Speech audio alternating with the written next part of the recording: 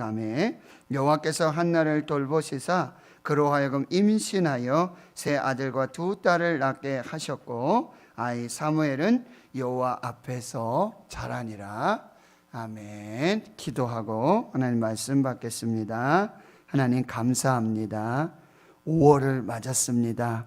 이 복되고 아름다운 이 계절 5월에 또 어린이 주일로 가정 주심을, 자녀 주심을 감사하고 또 우리에게 주실 말씀을 기대하며 하나님 앞에 섭니다. 말씀하옵소서. 그 말씀이 생명이 되고 능력이 되게 하옵소서. 예수님의 이름으로 기도하옵나이다.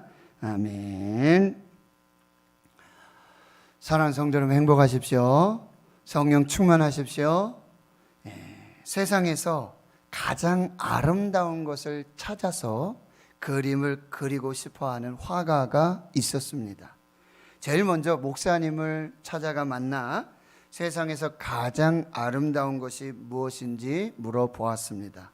목사님은 신앙, 믿음이라고 대답하셨습니다. 그 다음으로 신혼 부부를 만나 똑같은 질문을 하자 신혼 부부는 사랑이라고 대답했습니다. 그리고 상위 군인은 평화라고 대답했습니다. 화가는 많은 사람의 대답을 들었지만 무언가 부족함을 느꼈습니다. 실망 속의 집으로 돌아왔을 때 그의 자녀들이 반갑게 달려나와 맞이하고 그의 팔에 안기고 참 재롱을 떨고 있는 것이지요. 또 그의 아내가 정성스럽게 차려놓은 식탁에 온 가족이 둘러앉아 하나님께 감사 기도를 드리고 있을 때, 그때 이 화가는 신앙, 믿음, 그리고 사랑과 평화의 모습을 발견하게 됐고 그 자리에서 그 가족의 모습을 그렸다고 합니다. 세상에서 가장 아름다운 것, 믿음과 신앙, 사랑과 평화가 있는 곳. 가정은 삶의 보금자리입니다. 가정은 하나님이 세우신 최초의 공동체로 가장 귀중하고 신성한 기관입니다. 그런데 요즘 현대 시대에 가정이 무너져 내리는 소리가 곳곳에서 들려오고 있습니다. 우리나라 이혼율은 OECD 국가 중 9위입니다. 2018년 이혼 건수가 5년 만에 11만 건을 넘기고 매년 그 기록을 갱신하고 있다고 합니다.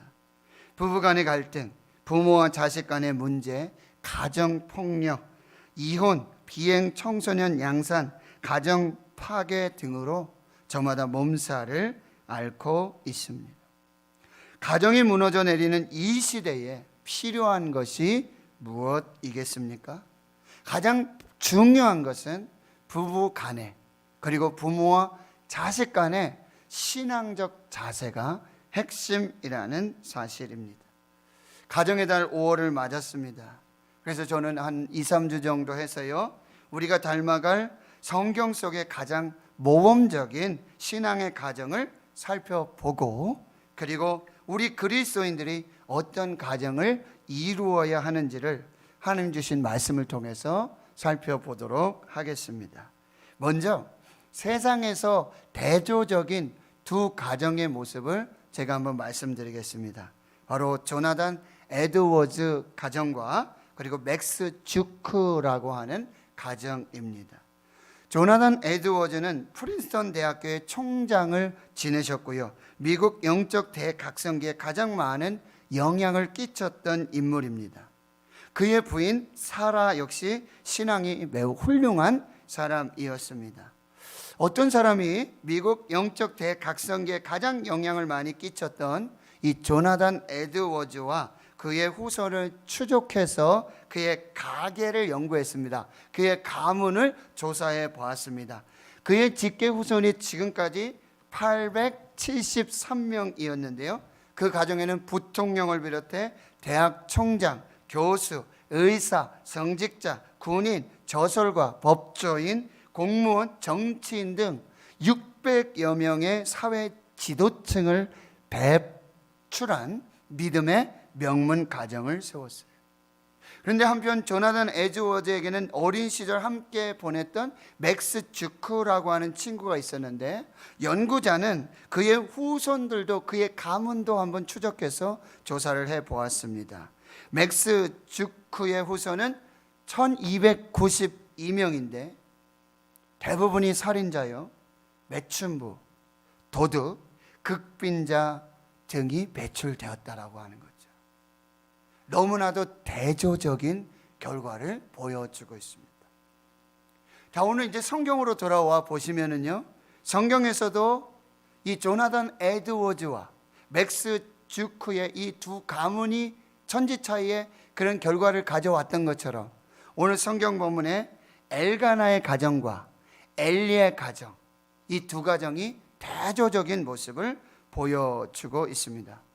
바로 엘가나는 사랑하는 아내 한나의 기도로 이 한나가 불임에서 해방이 되고 아들 사무엘을 낳고요, 그 아들 사무엘을 아내 한나가 서원한 대로 성전에 바침으로 이 사무엘을 이스라엘의 존경받는 지도자, 선지자, 사사로 세우게 되는 모습을 볼 수 있습니다. 그런데 반면에 엘리 제사장의 가문, 그 자녀들 홈리와 비느하스는요, 하나님 앞에 큰 죄를 짓고 심판을 받아서 비참하게 생을 마감하는 비극의 주인공이 되고 마는 것입니다. 자, 오늘 본문에 나오는 남편 엘가나, 아내 한나의 이야기는 불임 여성 한나가 하나님께 기도하고요, 하나님께 구하여 얻게 된 사무엘을 또 다시 하나님께 바쳐드리고, 또 당시 실로의 제사장 엘리와 그의 타락한 자녀들 홈리와 비느하스 모습과는 너무나 대조적인 모습을 보여주는데, 오늘 보면 사무엘상 1장에 엘가나 가정에서 벌어진 이 두 여인, 즉 한나와 분인나의 갈등 이야기로 사무엘상 1장이 시작이 됩니다. 여러분, 엘가나의 가정도 갈등이 있었습니다. 문제가 있었던 가정이었습니다. 그런데 이 갈등이 다름 아닌 여호와 하나님으로부터 기인하고 있다는 사실이에요. 사무엘상 1장 5절과 6절을 여러분이 보시면은, 그러나 여호와께서 그에게 임신하지 못하게 하셨다. 여호와께서 그에게 임신하지 못하게 하셨다. 한나가 임신하지 못한 것은 하나님께 원인이 있었다고 성경은 분명하게 기록해 주고 있습니다. 그 이유가 무엇일까요? 여호와 하나님은 한나에게 이런 도전을 주시는 거예요. 영적 도전을. 뭐예요? 여호와를, 하나님을 기도로 찾으라고 하는 것이죠. 그리고 그의 소유의 전부를 나를 위해 바칠 수 있는가, 그 헌신을 테스트하고 계시는 거예요. 영적 자극을 주셨고요, 불임이라고 하는 영적 결핍을 통해서 하나님을 찾고 하나님께 기도하고 그 받은 바를 다시 하나님께 드리는 헌신을 테스트하고 계셨던 것입니다. 한나는요, 하나님의 뜻에 맞도록 이제 성전에 올라가고 여호와 하나님께 기도하고 통곡하고 서원합니다. 여호와 앞에 오랜 동안 기도합니다. 여호와께서 한나를 생각하십니다. 그리고 한나의 소원대로, 그 서원한 대로 아들 사무엘을 주십니다. 내가 여호와께 구하여 얻었다라는 이름의 뜻입니다. 그런데 하나는요, 그 아들 사무엘을 자신의 소유가 아닌 하나님의 소유로 구별하여 바치게 되어집니다. 때가 차서 젖을 뗀 후에 여호와 앞에 뵙게 하고 거기 영원히 있게 하리라는, 정말 사무엘을 그렇게 헌신하여 성전에 바치겠다라고 약속을 이행하고 있는 것입니다. 그런데 이때 남편 엘가나의 반응이 참 많은 것을 시사하고 있는 거죠. 웬만한 남편 같으면요, 사랑하는 아내가 천신만고 끝에 아들을 얻었어요. 그런데 그 아들을 다시 성전에 바치겠다는 거예요. 그럼 웬만한 남편 같은 경우에는, 남자 같은 경우는 그걸 거부할 수 있어요. 여러분, 민수기 30장 율법에도 보면은 아내가 서원한 것을 남편이 거부권을 행사할 수 있는 그 율법의 말씀이 있습니다. 그런데 오늘 본문에 보면은 엘가나는요, 한나의 서원을 문제 삼지 않습니다. 거부하지도 않습니다. 오히려 적극적으로 그 서원을 이행할 수 있도록 도와주고 있다라는 사실이에요. 여러분 사무엘상 1장 23절을 보십시오.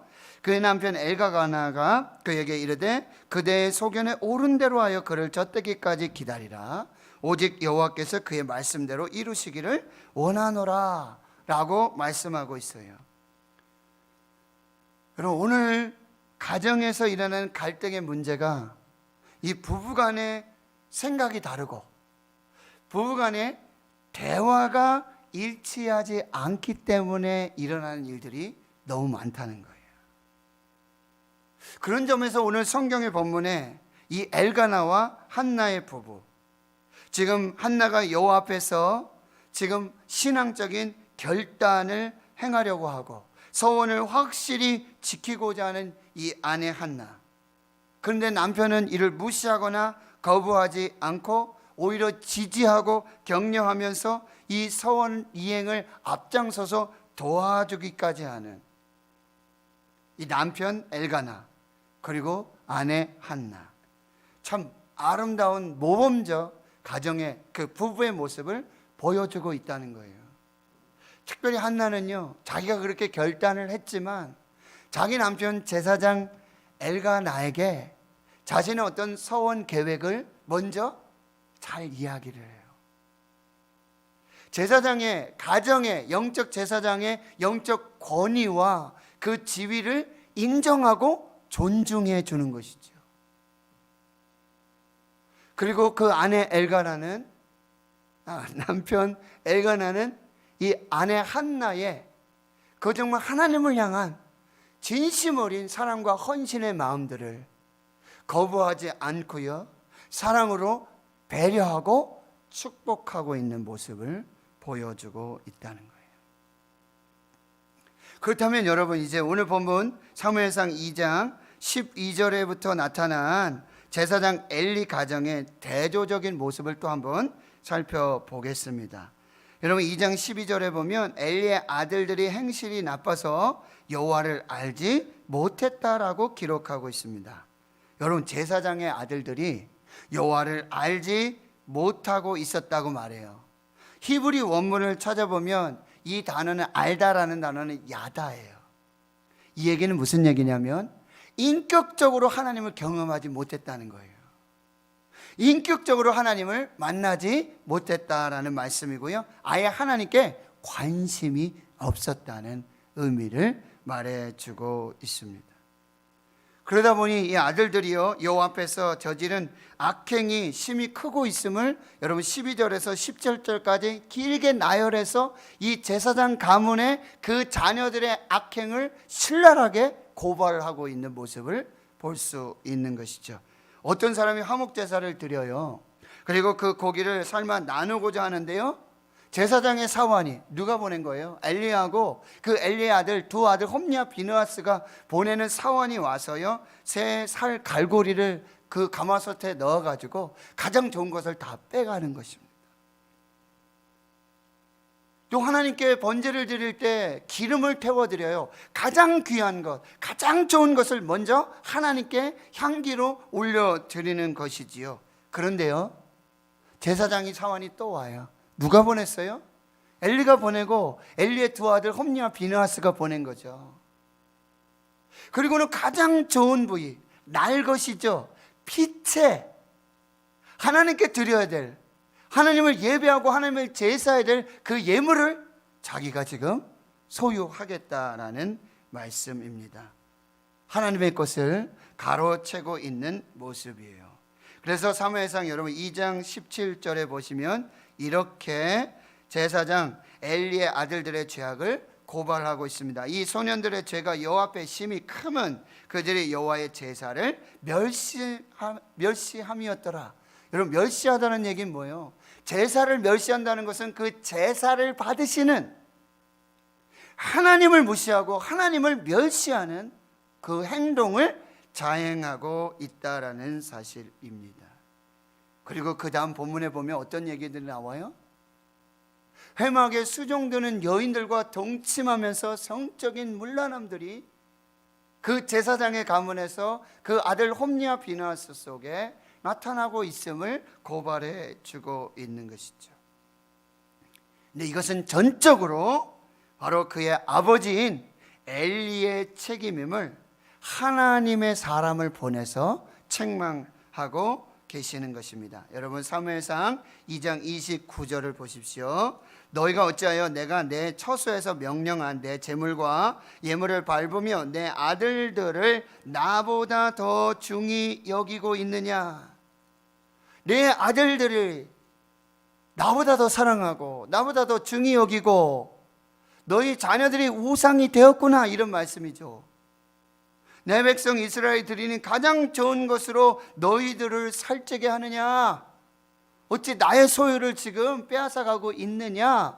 하나님의 사람을 보내서 책망하고 계시며 30절 하반절에 이렇게 말씀하시는 거예요. 이게 결론이에요. 나를 존중하는 자를 내가 존중히 여기고 나를 멸시하는 자를 내가 경멸할 것이다. 여기서 존중하다는 뭐예요? 귀하게 여기다, 높여드리다, 그리고 아주 무겁게 여기다라는 표현이에요.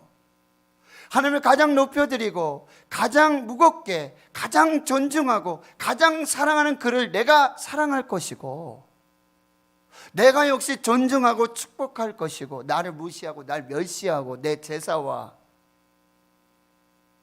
나를 경멸하는 자들을 내가 경멸하고 멸시할 것이라고 결론적으로 그렇게 말씀해 주고 있는 것입니다. 여러분, 결국 이 홈리와 비느하스의 아버지인 엘리가 홈리와 비느하스를 여호와 하나님보다 더 중히 여기고 더 사랑하고 있었다는 거예요. 그 가정의 우상이 되었다라고 하는 거예요. 앞에 소개한 한나와 엘가나의 가정과 이 엘리의 가정이 너무나도 대조적인 모습을 보여주고 있는 것입니다. 그러면 이제 좀 더 구체적으로요, 엘가나 가정과 엘리의 가정의 가장 두드러지는 대조적인 내용을 한번 본문을 통해 살펴보도록 하겠습니다. 여러분, 한나가 아들을 구하죠. 근데 기도할 때 아들 주세요, 아들 주세요, 아들 주세요. 이 아들보다도요, 여호와라는 단어를 더 많이 쓰고 있어요. 여호와 하나님이라는 단어를 더 많이 쓰고 있어요. 1장 20절에 보시면 한나가 여호와께 그를 구하였다. 또 1장 22절에 보면 한나가 아들을 데리고 가서 여호와 앞에 뵙게 하였다. 또 1장 28절에 한나도 그를 여호와께 드리되 그의 평생을 여호와께 드리나이다. 여기서 가장 돋보이는 문장 중에 하나가 뭐예요? 여호와 앞에라고 하는 단어입니다.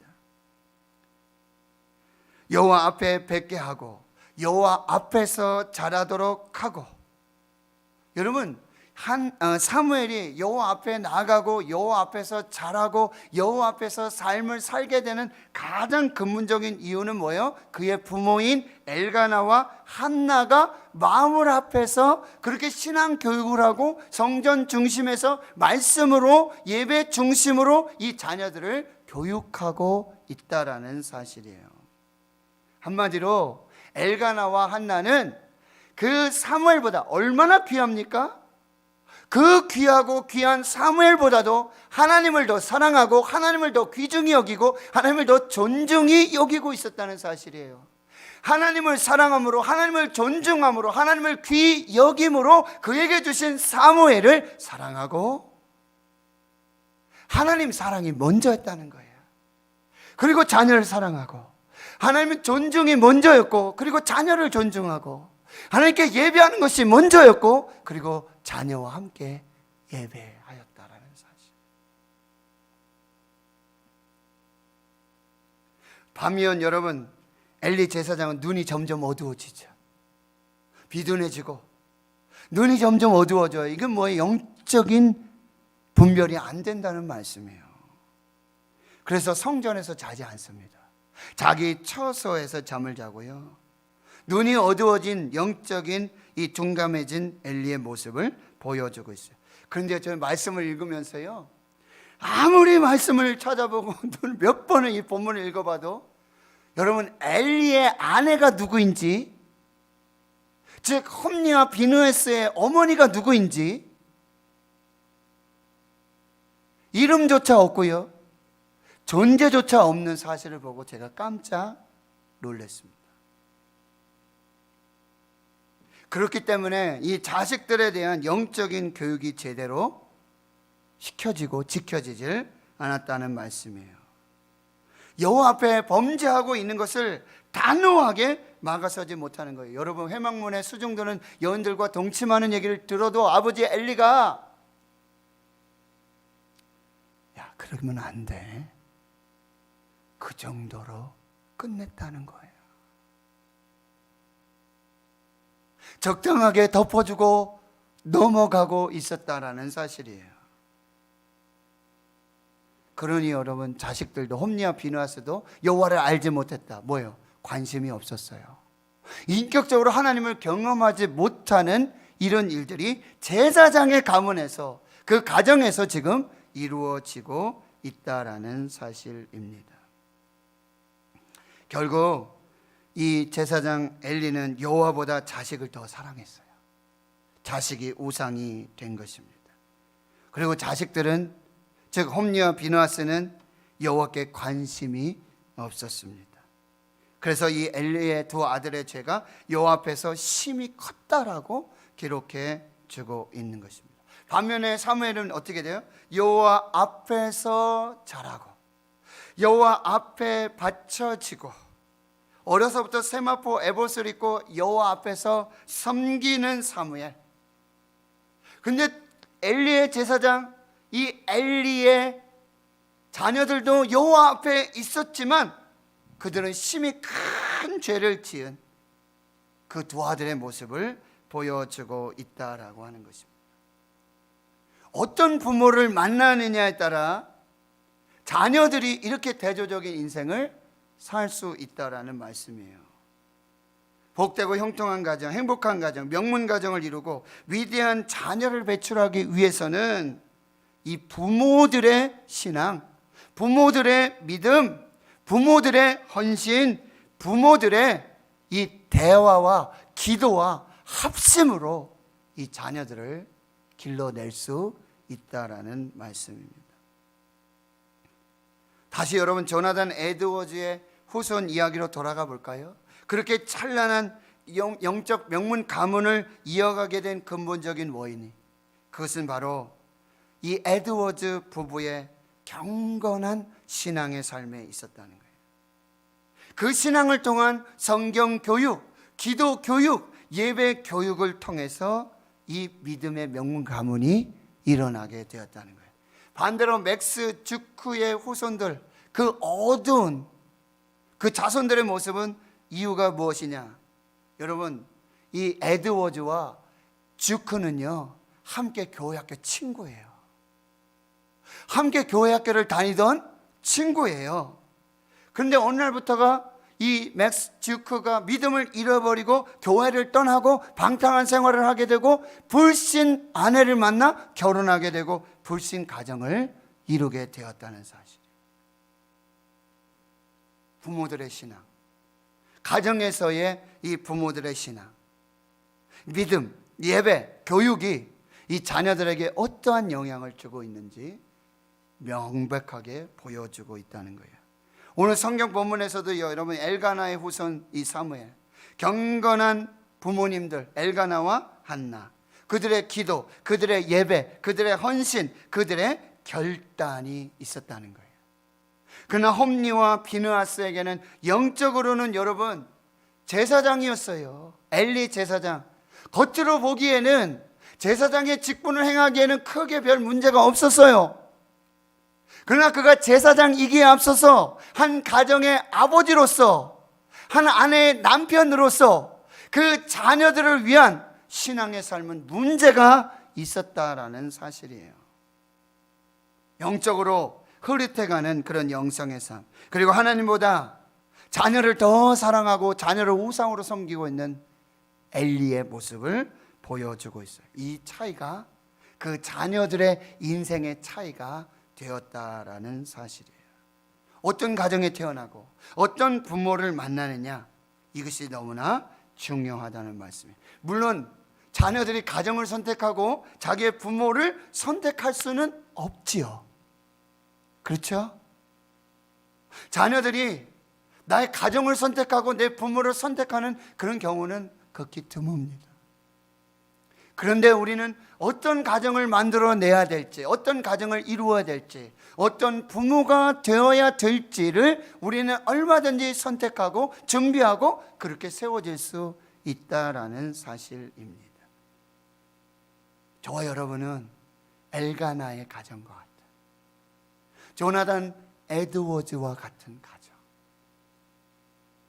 맥스 주크가 아니라 엘리의 가정이 아닌,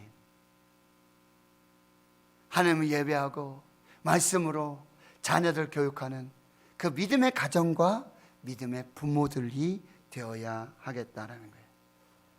그래서 짤막하게 몇 가지 권면을 드리겠습니다. 적용을 해보겠어요. 어떻게 해요? 첫째로는 신앙 교육의 내용, 방향, 목적을 정확하게 설정하셔야 돼요. 신앙 교육의 내용은 하나님을 가르쳐야 돼요. 예배를 가르쳐야 돼요. 그 방향이 분명해야 되고 목적이 분명해야 돼요. 하나님의 영광을 위한 것이. 그리고 신앙의 조기 교육을 결정하셔야 돼요. 조기 유학, 이것보다도 더 중요한 것이 신앙의 조기 교육, 그리고 평생 교육을 지향하셔야 돼요. 잠언 22장 6절, 우리 성시 교도구도 했었죠. 마땅히 행할 길을 아이에게 가르쳐라. 우리가 가르쳐야 될 신앙의 내용, 목적과 방향은 마땅히 행할 일이에요. 반드시 행할 그 일, 그 일을 누구에게? 아이에게, 조기 교육. 그리하면 늙어서도 뭐예요? 평생 교육을 할 수 있다라는 말씀이에요. 두 번째는요, 어려서부터 성경을 가르치셔야 돼요. 에베소 6장 4절, 아비들아 너희 자녀를 노엽게 하지 말고 주의 교훈과 훈계로 양육하라. 아이들 책망하고 채찍질하고 훈육할 수 있습니다. 그런데요, 가장 훈육을 잘할 수 있는 비결이 어디 있습니까? 성경에 있습니다. 말씀드릴까요? 디모데후서 3장 15절 이하에, 어려서부터 네가 성경을 알았는데 성경은 능히 너로 하여금 그리스도 예수 안에 있는 믿음으로 말미암아 구원에 이르는 지혜가 있느니라. 오직 성경에만 구원에 이르는 지혜를 가르쳐주고 있습니다. 이 세상 어떤 책에도 구원을 얻는 방법은 없어요. 구원을 얻는 길은 없어요. 오직 성경에만 구원에 이르는 지혜를 주고 구원에 이르는 지식을 알게 해준다는 사실. 그리고요, 이 성경은요, 하나님의 감동으로 된 것으로 교훈과 책망과 바르게 함과 의로 교육하기에 유익합니다. 회초리를 대고 벌을 주고 그리야 할 수 있어요. 그런데 이 성경이야말로 교훈과 책망과 바르게 함과 의로 교육하기에 유익하고 하나님의 사람으로 온전하게 하고 모든 선한 일을 행할 능력을 갖추게 하는 그 비결이 성경 안에 있습니다. 믿으시길 축원합니다. 그래서 쉐마 교육이 필요해요. 쉐마 이스라엘, 이스라엘에 들으라. 우리 하나님 여호와는 오직 유일하신 하나님을 가르쳐야 돼요. 어떻게 하라고요? 마음 다하고 뜻을 다하고 힘을 다하여 하나님을 사랑하라고 가르치세요. 그리고 하나님 주신 말씀을 마음에 새기고, 부모가 먼저 마음에 새기고, 내 자녀에게는 부지런히 가르쳐라. 반복해서 계속해서 그 마음에 심겨지도록, 새겨지도록, 각인되도록. 그래서 어떻게 가르쳐요? 길을 갈 때든지 집에 있을 때든지 앉았을 때든지 일어날 때든지 하나님의 말씀을 강론하여 가르치고, 말씀을 내 손목에, 내 이마에, 내 집 문설주와 좌우 임방에 말씀을 붙여서 이 말씀을 가르치라고 말씀해 주고 있는 것이죠. 복 있는 사람은 어떤 사람이라고 시편 1편에요? 오직 여호와의 율법을 즐거워하며 그의 율법을 주야로 묵상하는 자. 그는 시냇가에 심은 나무가 시절을 따라 열매를 맺으며 그 잎사귀에 마르지 아니한 같은 형통의 복이 말씀 묵상하고 말씀을 즐거워하고 여호와 하나님을 즐거워하는 자들에게 임하는 말씀입니다. 여호수아 1장 8절 9절의 말씀. 오직 마음을 강하게 하고 극히 담대하라. 그리고 나의 종 모세가 내게 명령한 이 율법을 다 지켜 행하고 좌로나 우로나 치우치지 말라. 그리하면, 이 율법을 다 지켜 행하고 좌로나 우로나 치우치지 말라. 그리하면 내가 어디로 가든지 형통하게. 자녀들이 형통하기를 원하십니까? 여러분의 인생이 형통하기를 원하십니까? 성공하기를 원하십니까? 말씀을 붙들고요, 좌로나 우로나 치우치지 말고 그 말씀 그대로 이 율법책을 내 입에서 떠나지 말게 하며 주야로 그것을 묵상하여 그 안에 기록된 대로 다 지켜 행하라. 그리하면 내 길이 평탄하게 될 것이고 내가 하는 일이 다 형통하리라. 믿으시길 축원합니다.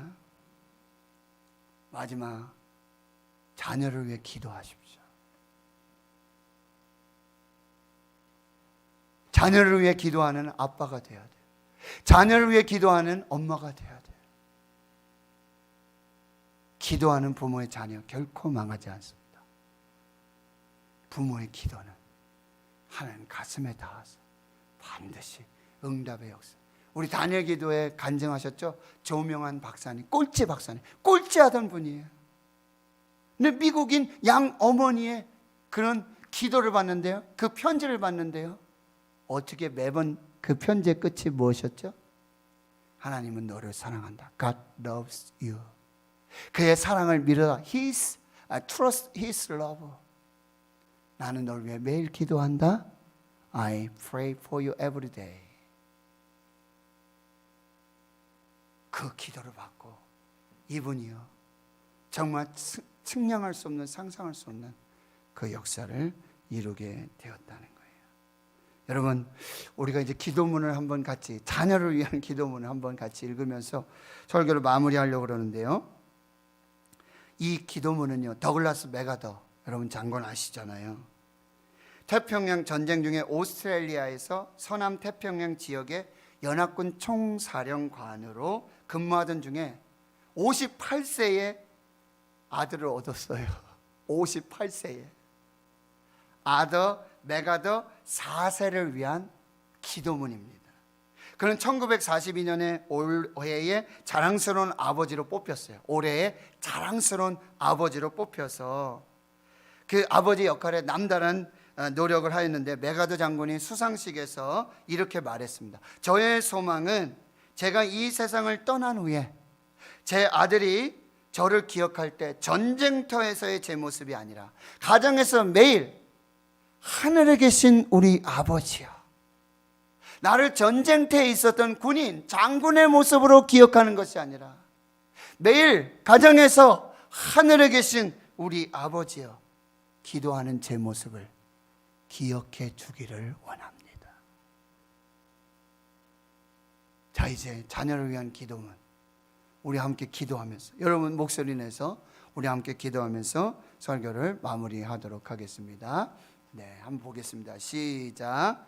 하나님, 저의 자식이 이런 사람이 되게 하소서. 약할 때 자신의 약함을 알 수 있을 만큼 강하게 하시고, 두려울 때 자신을 직면할 수 있을 만큼 용감하게 하시고, 정직한 패배에 당당하고 굴하지 않으며 승리에 겸손하고 온유한 사람이 되게 하소서. 소원하기보다 행동으로 보이며 주님을 알고 자신을 아는 것이 지식의 기본임을 아는 사람이 되게 하소서. 기도하오니 그를 편하고 안락한 길로 인도하지 마시고 고난과 도전의 긴장과 자극 속으로 이끌어 주소서. 폭풍 속에서 의연히 서 있는 법을 배우게 하시고 실패한 이들에 대한 연민을 알게 하소서. 마음이 깨끗하고 목표가 높은 사람이 되게 하소서. 남을 다스리기 전에 먼저 자신을 다스리는 사람, 웃는 법을 알면서도 우는 법 또한 잊지 않는 사람, 미래로 나아가지만 과거 또한 잊지 않는 사람이 되게 하소서. 그리고 이 모든 것이 이루어진 후에도 넉넉한 유머 감각을 더해 주셔서 늘 진지함을 잃지 않으면서도 너무 심각한 사람이 되지 않게 하소서. 그에게 겸손함을 주셔서 참으로 위대한 것은 소박함에 있고 참된 지혜는 열린 마음에 있으며 참된 힘은 온유함에서 나온다는 것을 늘 잊지 않게 하소서. 그리하여 그의 아버지인 저는 감히 내 헛되이 살지 않았노라고 속삭일 수 있게 하소서. 예수님의 이름으로 기도드립니다. 아멘. 온라인 가정 예배를 통해서 여러분 맨 마지막에 자녀를 위한 기도 제목이 나오잖아요. 120일이 지났어요. 3번 텀을 지났어요. 다시 그 기도가 시작되고 있습니다. 여러분 가정에서 말씀이 선포되고 자녀들 분명히 그 기도를 듣고 자랍니다. 그 기도를 먹고 자랍니다. 그 기도한 대로 이루어집니다. 복되고 형통한 가정의 비결 여러분이 만드실 수 있습니다. 여러분이 그런 부모가 되실 수 있습니다. 여러분의 가정이 그런 가정이 되실 수 있습니다. 믿음으로 승리하시는 여러분 모두가 되시길 주의 이름으로 축원합니다. 하나님 감사합니다. 말씀을 듣고 순종하여 행함으로 그 말씀의 복을 다 누리는 복되고 형통한 가정, 믿음의 명문 가정 이루게 하옵소서. 예수님의 이름으로 기도하옵나이다. 아멘.